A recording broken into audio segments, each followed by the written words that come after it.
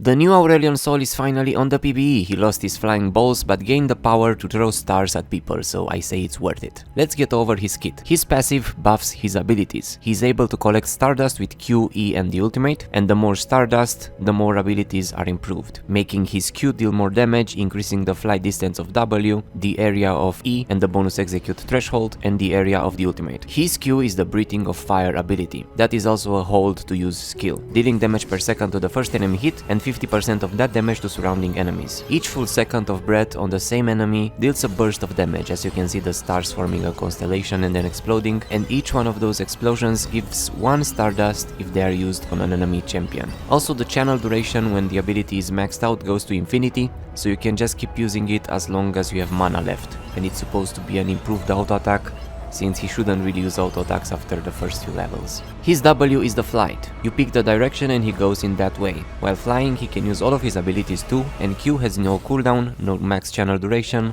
and has increased damage. You can recast the ability to end the flight early at any time or click in any direction. Also, if Q was on cooldown and then you use W, it resets its cooldown, and takedowns on champions within 3 seconds of damaging them refreshes 90% of this ability's cooldown.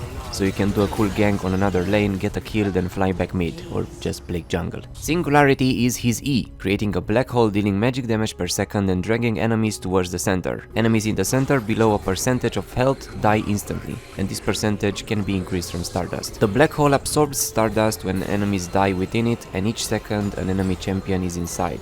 Also, minions and jungle monsters inside it have 0 movement speed, so they just get stuck there. So he gets 1 Stardust per second per enemy champion in it, 10 Stardust from epic monsters dying in it, champions and large monsters give 5, siege minions 3, and minions and small monsters 1. So you can use it on minions to catch a few in it and then kill them with Q and gain some Stardust.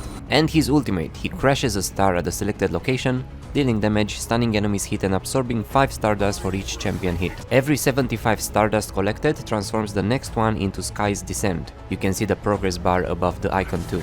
This throws a constellation down from the cosmos, dealing more damage in a larger area, knocking up enemies hit, and then unleashes a shockwave that deals damage to champions and epic monsters hit and slows all enemies hit too.